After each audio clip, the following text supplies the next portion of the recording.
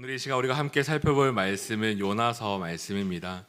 요나서 우리 요나 1장 1절에서 10절까지의 말씀인데요. 우리 함께 펼쳐서 같이 한 절씩 교독하여 읽도록 하겠습니다.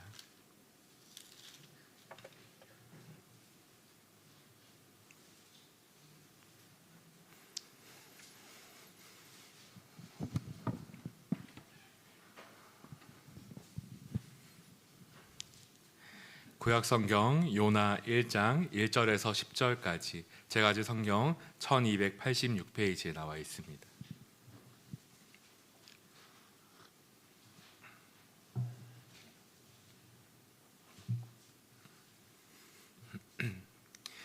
다 찾으신 줄 알고 우리 한 절씩 함께 교독하여 읽도록 하겠습니다. 1장 1절의 말씀입니다.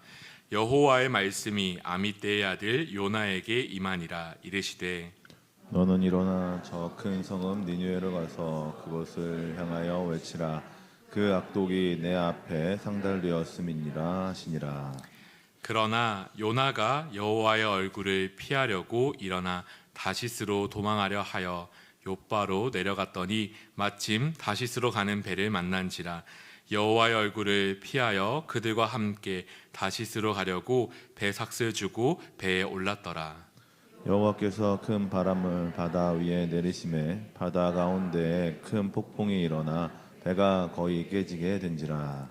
사공들이 두려워하여 각각 자기의 신을 부르고 또 배를 가볍게 하려고 그 가운데의 물건들을 바다에 던지니라. 그러나 요나는 배 밑층에 내려가서 누워 깊이 잠이 든지라. 선장이 그에게 가서 이르되 자는 자여 어찌함이나 일어나서 내 하나님께 구하라. 혹시 하나님이 우리를 생각하사 망하지 아니하게 하시리라 하니라.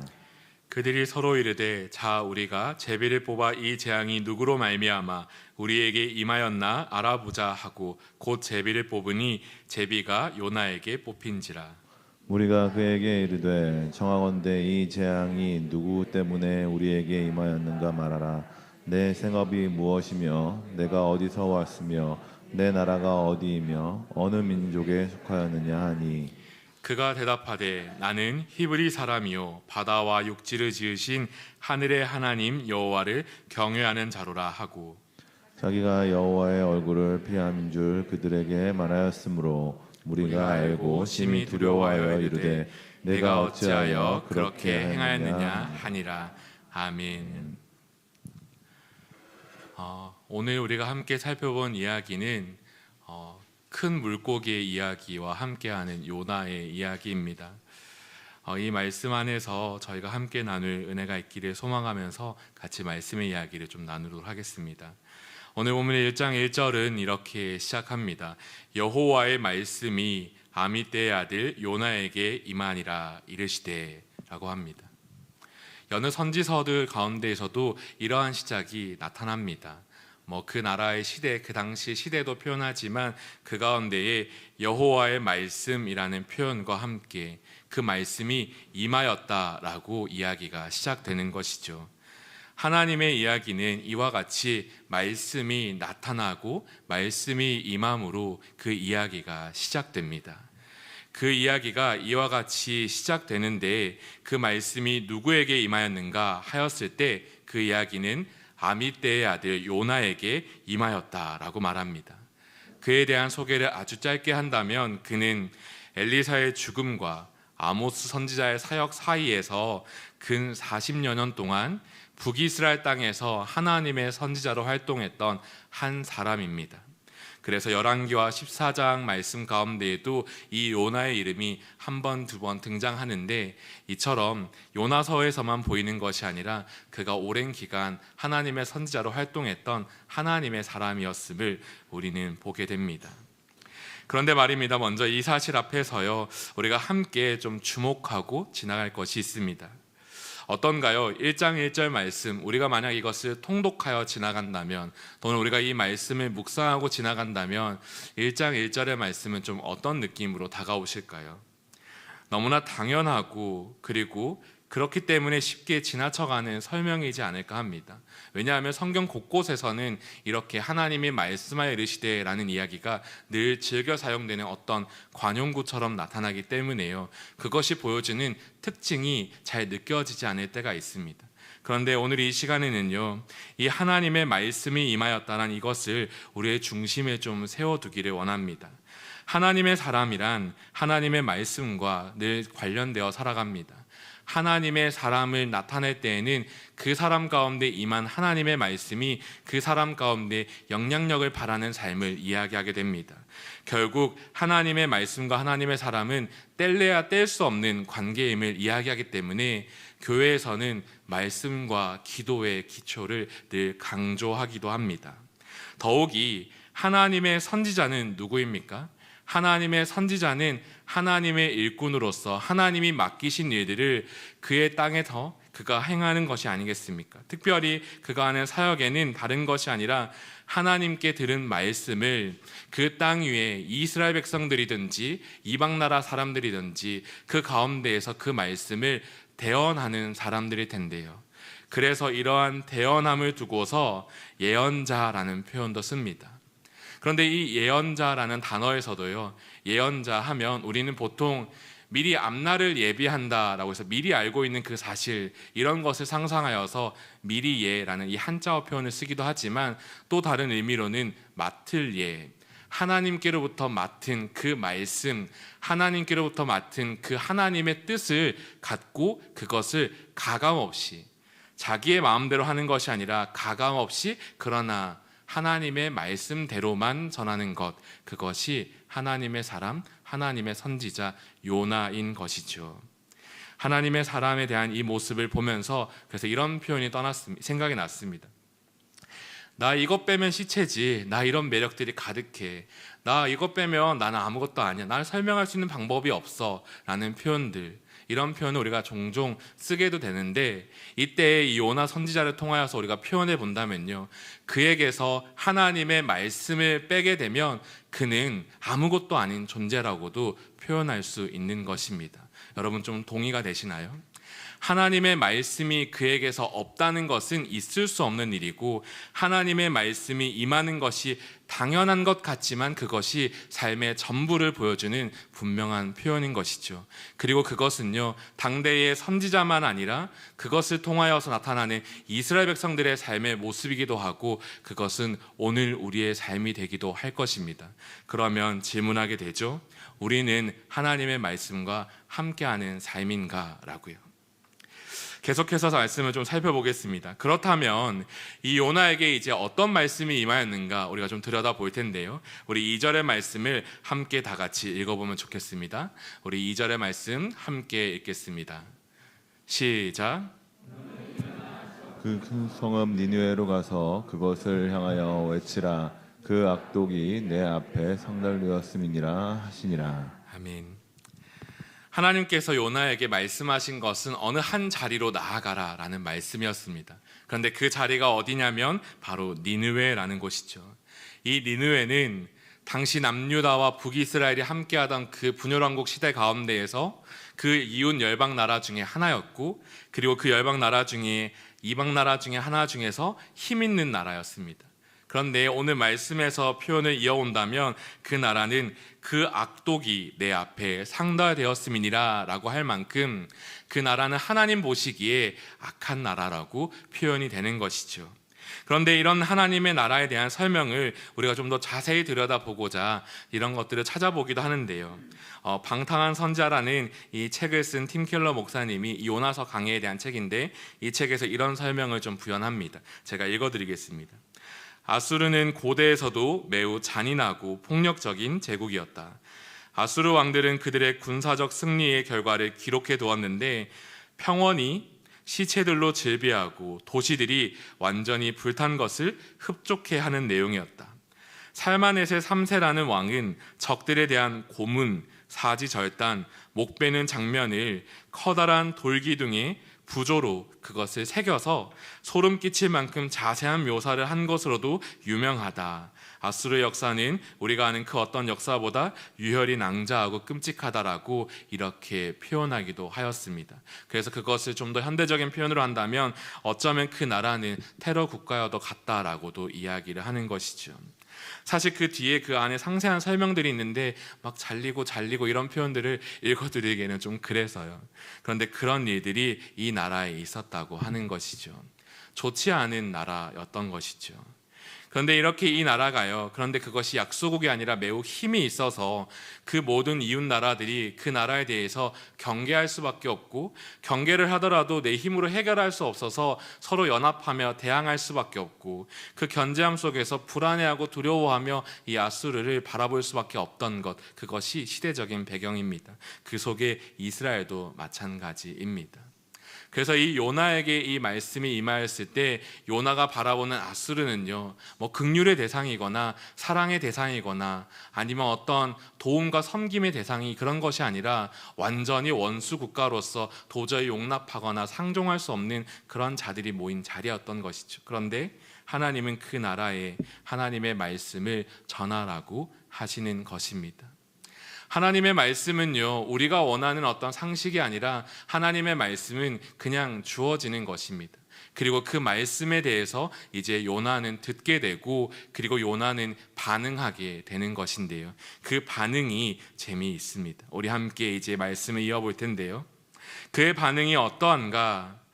앞서 말하였지만 하나님의 선지자의 정체성은 하나님의 말씀을 받은 대로 그대로 이행하여 전하는 삶이라 말하였습니다.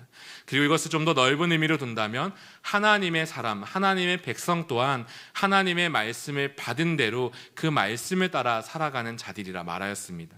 하지만 요나 선지자는 그 말씀, 그 니느웨에 관한 말씀이 자기에게 찾아왔을 때 어떻게 반응하였는가? 3절과 같이 반응합니다. 우리 3절의 말씀 함께 읽어보겠습니다. 함께 읽겠습니다. 시작. 그러나 요나가 여호와의 얼굴을 피하려고 일어나 다시스로 도망하려 하여 요바로 내려갔더니 마침 다시스로 가는 배를 만난지라. 여호와의 얼굴을 피하여 그들과 함께 다시스로 가려고 백삭을 주고 배에 올랐더라. 먼저는 3절 그리고 4절에서 5절의 말씀에 이 요나가 도망치는 이야기가 등장하는데, 그가 어떻게 도망치는가? 이렇게 도망칩니다. 그는 먼저 여호와의 얼굴을 피하기 위하여 그 분명한 목적성을 두고 도망치기 시작합니다. 그런데 사실 이것은 불가능한 일이거든요. 이런 표현 들어보지 않으셨습니까? 하나님은 무소부재하시다. 하나님은 편재하시다. 이 말은 언제 어디서나 어디에나 그 하나님이 안 계신 곳이 없다라는 말인데, 그런데 요나는 그것을 상관하지 않는 듯 그 하나님을 피하여 도망칠 곳이 있다고 여기며 도망을 칩니다. 그런데 그 하나님의 얼굴을 피하는 것은요, 이런 존재적인 피함뿐 아니라 관계적인 피함이기도 합니다. 사실 하나님의 얼굴은 곧 하나님을 대면하는 것, 하나님과 동행하는 삶, 이스라엘의 정체성을 이야기하는 것인데요, 그런데 그 삶이 어떻게 나타났었냐면 하나님이 먼저 이스라엘에게 축복하시며 하나님이 먼저 이스라엘에게 은혜를 주셨던 그 은혜의 자리들이었거든요. 제가 종종 한 번씩 읽어드렸던 말씀들이었는데요, 최근에 이제 민수기 말씀을 또 큐티하며 지나가면서도 보듯이 민수기 6장 23절에서 27절 이 말씀에는 분명 이렇게 이야기한 적이 있었습니다. 24절부터 27절을 제가 읽겠습니다. 여호와는 내게 복을 주시고 너를 지키시기를 원하며 여호와는 그의 얼굴을 내게 비추사 은혜 베푸시기를 원하며 여호와는 그의 얼굴을 내게로 향하여 드사 평강 주시기를 원하노라 할지니라 하라. 그들은 이같이 내 이름으로 이스라엘에게 자손에게 축복할지니 내가 그들에게 복을 주리라 말씀하였던 것이죠. 하나님께서는 제사장을 세워서 이제 막 하나님의 백성 된 그들에게 성막을 세우고 하나님과 동행하는 법을 배워가던 그들에게, 광야로 나아가는 그들에게 무엇을 말씀하였냐면 내가 너희에게 복을 줄 거야. 내가 너희에게 내 얼굴을 항상 비추고 있을 거야. 내가 너희와 항상 함께하고 있을 거야. 너희는 그런 나를 기억하고 바라보면 돼. 너희는 기억할지 모르더라도 내가 이 사실을 항상 제사장들을 통하여 너희에게 들려 들려주게 할게, 이 선포를 갖게 하였던 것이거든요. 하나님이 은혜로, 하나님의 축복으로 그들에게 선물과 같이 주신 것이죠. 내 얼굴을 너에게 비출 것이다. 내가 항상 너희를 바라보고 있을 것이다. 내가 항상 너희와 동행하며 너희를 지키고 있을 것이다. 하나님의 얼굴은 이런 상징성을 두고 있습니다. 그런데 그런 하나님과의 관계성을요, 지금 요나가 무엇을 하고 있습니까? 피하여 도망하고 있는 것이죠. 하나님의 사람이 하나님의 말씀을 떠나기도 하지만 그 하나님의 존재도 그가 등지기 시작하는 것입니다. 하나님을 피하여서, 하나님의 얼굴을 피하여서 그에게 주어진 은혜, 축복, 사랑, 이 모든 것들을 피하여서 그가 그것들을 버리고 도망치는 것이죠. 그런 도망 가운데 묘사되는 것이 무엇입니까? 그것이 바로 다시스라는 땅이었습니다. 야, 요나, 너 이쪽으로 가라고 말했는데 이 다시스는 정반대 이쪽이거든요. 하나님의 얼굴을 피하여 간 그의 액션은, 행동은 이쪽이 아니라 하나님이 바라보는 시선에서 등을 돌려 이쪽을 보는 것이죠. 그리고 또한 이 다시스라는 표현과 함께 한 단어가 더 있는데 그것은 내려갔다라는 표현입니다. 우리 3절의 말씀 한 번 더 읽어보겠습니다. 우리 3절의 말씀 저와 같이 함께 읽겠습니다. 시작. 그러나 요나가 여호와의 얼굴을 피하려고 일어나 다시스로 도망하려 하여 욥바로 내려갔더니 마침 다시스로 가는 배를 만난지라. 여호와의 얼굴을 피하여 그들과 함께 다시스로 가려고 백삿을 주고 배에 올랐더라. 아멘. 여러분, 여기 보면요, 다시스로 도망하려 하여라는 이 표현뿐 아니라 욥바로 내려갔다라고 서술합니다. 지리적으로 그 가는 길이 내려가는데요. 그런데 이 내려갔다는 표현이 어떻게 이어지냐면 마침 그 내려가는 길에 그 배를 만나고요. 그 배를 타기로 결심해서 이제 백삿을 주고 배에 올랐다라고 표현을 하는데 이것은 조금 한국식 표현이기도 합니다. 우리는 보통 배에 승선한다 해서 배에 올라가는 모습을 상상하죠. 그런데 과거에는요, 그 배를 내려가는 모습으로도 표현을 합니다. 배에 올라타는 것이 아니라 배로 내려가서 타는 것이죠. 그래서 이 사실은요, 좀 다르게 표현하면 그 배에 내려갔더라라고 표현할 수도 있는 것입니다. 그런데 그것이 끝이 아니고요, 이 4절과 5절 말씀, 5절의 끝에는 이런 표현이 있습니다. 그러나 요나는 배 밑층에 내려가서 누워 깊이 잠이 든지라라고 하는 것이죠. 하나님의 얼굴을 피한다는 것, 그는 하나님의 그 무소부재한 편재성을 모르는 것이 아니라요, 그는 하나님을 그냥 외면하고 싶었던 거예요. 그래서 그가 할 수 있는 대로 하나님의 말씀이 있는 자리에서 등을 지고 떠나가고 내려가고 있는 것이죠. 길을 떠나서 배에 내려타고 그 배 위에 있다가 또 하나님이 찾아오시니 다시 한 번 더 깊이 내려가서 그곳에서 감출 수 없지만요, 그 내려감을 보여주고 있는 것입니다. 그리고 그 가운데에서 요나가 또 도망치는 모습이 계속 이어지는데 이 4절에서 5절 말씀에 또 하나의 모습이 있습니다. 우리 4절과 5절 말씀을 함께 읽어보겠습니다. 함께 읽겠습니다. 시작. 여호와께서 큰 바람을 바다 위에 내리심에 바다 가운데에 큰 폭풍이 일어나 배가 거의 깨지게 된지라. 사공들이 두려워하여 각각 자기의 신을 부르고 또 배를 가볍게 하려고 그 가운데 물건들을 바다에 던지니라. 그러나 요나는 배 밑에 내려가서 누워 깊이 잠이 든지라. 아멘. 요나가 도망치는데 하나님을 등지고 얼굴을 피하여 내려가는 중에 또 그가 보여주는 하나의 모습은 그 사공들과 대조되는 모습으로 나타납니다. 배에 타서 폭풍을 만나면요, 일반적인 경험이 아니지만 그 폭풍을 맞이하면 우리는 분명 살 길을 찾을 것입니다. 내 삶을 포기하는 것이 아니라 살 길을 찾을 텐데요, 갑작스레 하나님이 찾아오신 그 만남으로 인하여서 하나님이 내리신 폭풍으로 말미암아 그 배에 혼돈이 찾아옵니다. 갑작스러운 폭풍과 함께 배가 파산하고요, 이 배는 정상적인 기능을 갖지 못하기 때문에 이 안에서 두려움을 갖는다라고 이야기합니다. 그런데 그때의 사공들은 먼저 어떻게 하냐면 그들이 살 길을 모색하기 시작해요. 살아갈 길을 개척하기 위해서 자기의 신들을 찾기 시작합니다. 이것은 나쁜 모습이 아닙니다. 그냥 하나님을 모르기 때문에 그들이 믿고 있는 그들의 신앙 안에서 삶의 생존 방식을 따라서 하나님을 찾고 구하는 것이죠. 누구든지 나를 좀 도와주세요. 누구든지 내가 있는 이 자리에서 나를 좀 건져주세요. 그들이 이렇게 외치고 있는 것입니다.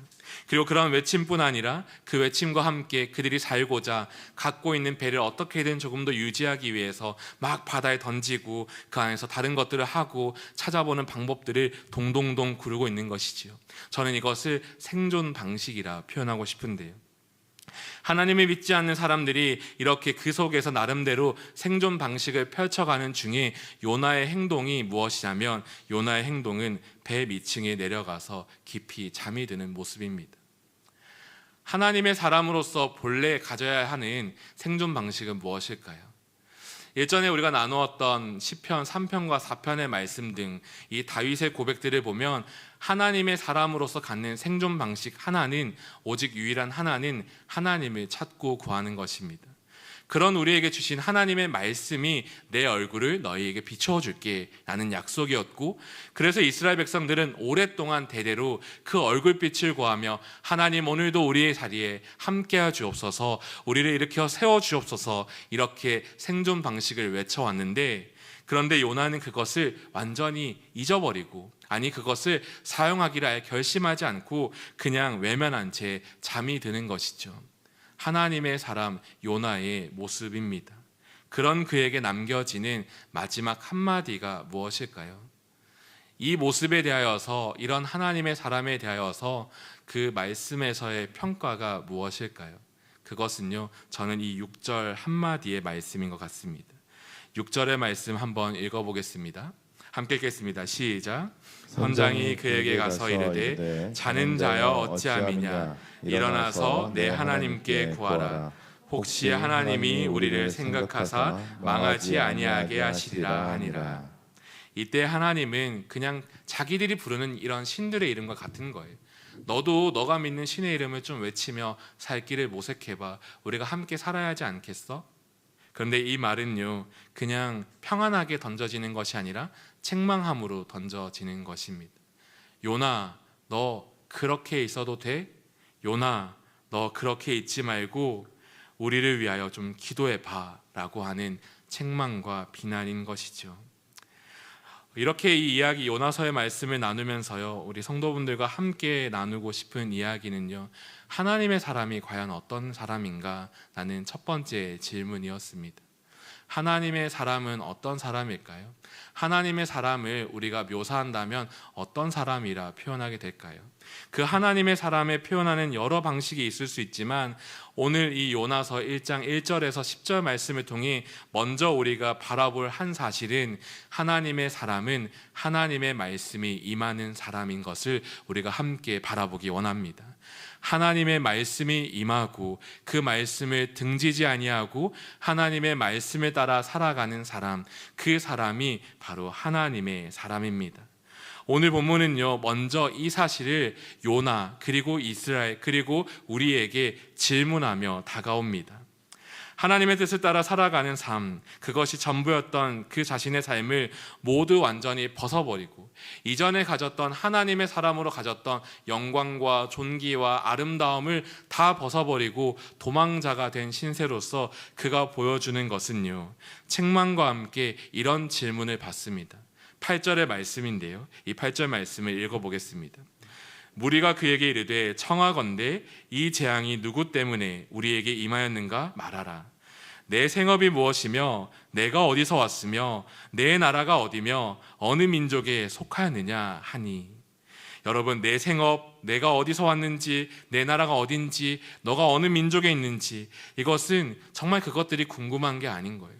그 안에서요, 한 가지를 계속해서 묻는 것입니다. 결국 너 누구야? 너는 누구인가? 너 왜 이렇게 있어? 너 어떤 사람이지? 너의 정체성은 무엇이야? 이 질문을 이 사람들이 하는 거예요. 우리는 지금 불안하고 염려함이 가득하고 우리는 이 사실에서 어쩔 줄 모르며 우리만의 정체성을 막 표현하고 있는데, 그런 중에 너는 어떤 사람이지? 그런데 이 질문이 언제 오는지 아십니까?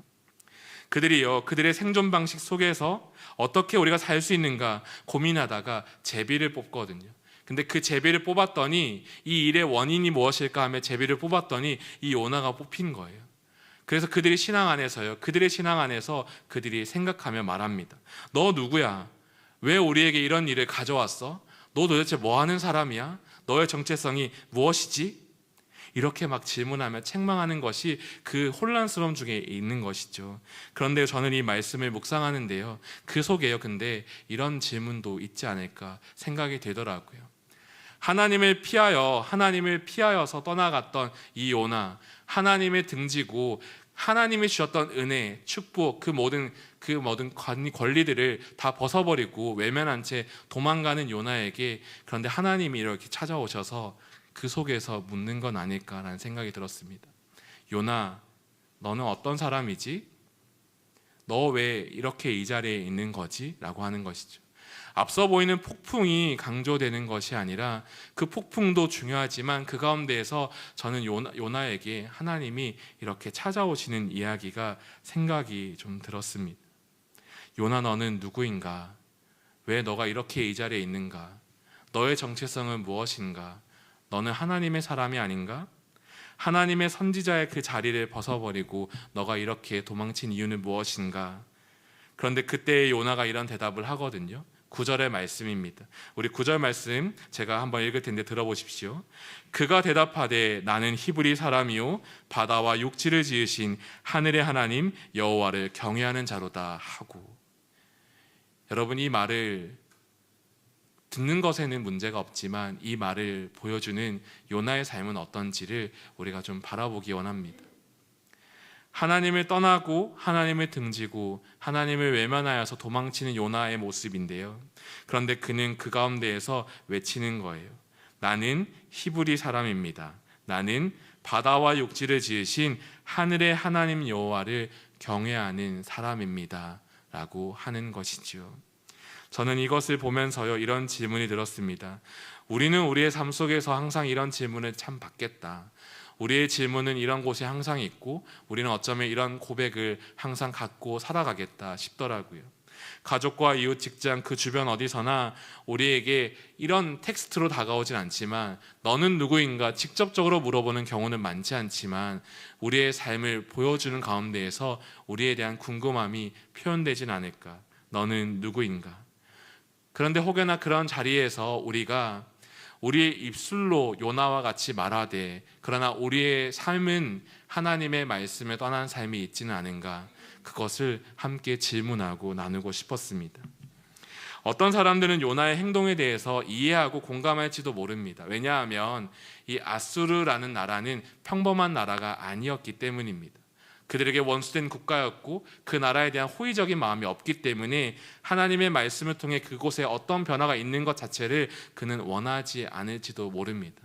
그래서 마음이 동하지 않아서 외면할 수 있는 것처럼 보이죠.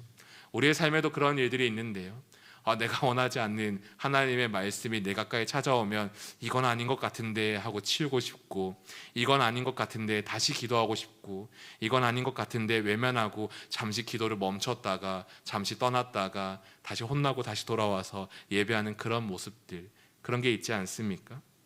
그런데요, 그런 것들을 짚어보면서 이야기를 생각하다 보니 문득 이런 생각이 되더라고요. 우리는 요나를 함께 정의하면서 하나님의 사람, 하나님의 선지자라 정의를 해왔는데요, 그런데 혹시 그거 아십니까? 하나님을 피하는 건 하나님의 사람이 모습이 아닙니다. 하나님을 피했던 행동이 맨 처음 성경에서 드러났던 거는요, 창세기 3장 8절에서 그 한 말씀에서 시작이 되었습니다. 창세기 3장 8절 말씀 우리 함께 읽어보겠습니다. 시작.